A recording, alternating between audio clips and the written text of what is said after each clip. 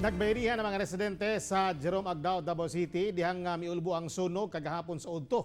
Wala pa kaabot ang mga bumbero sa lugar. Nakatutok si John D. Esteban.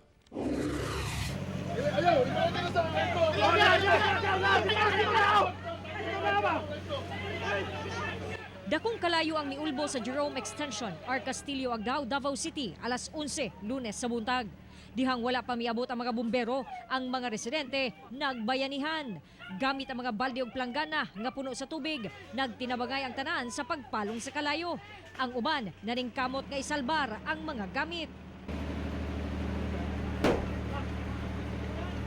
Dito speakers, Ang kinsa nga balay? kang di grasya. Unsa man ning buto unsa? Wow, kabantay sir. O, kay dagan rami diri kay yung sunog. Kusog daw kayo. sunog. O, kusog kayo. Taud-taud, miabot ang kabumberuhan. Daling gikabit ang mga fire hose dayon gipasiritan og tubig ang nasunog nga mga balay. Maayo na lang, daling napalong ang kalayo ug wala na mikanit sa kasikbit nga kabalayan. Sumala sa residenteng si Saltusyo, nakapanimaho pa daw kini ug nasunog nga plastik. Apan dihang pagtan-aw niya, dako na ang kalayo. Tingali min na nakasubit ta dito dito kusog na kay kasubit to. Nga ako yung mga kauban ako nga dili sa nagboard na.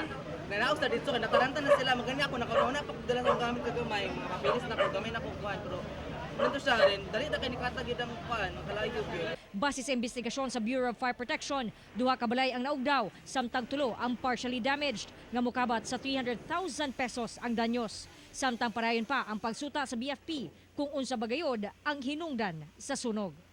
Kauban si Mel Colmenares sa kamera. Ako si John D. Esteban para sa One Mindanao.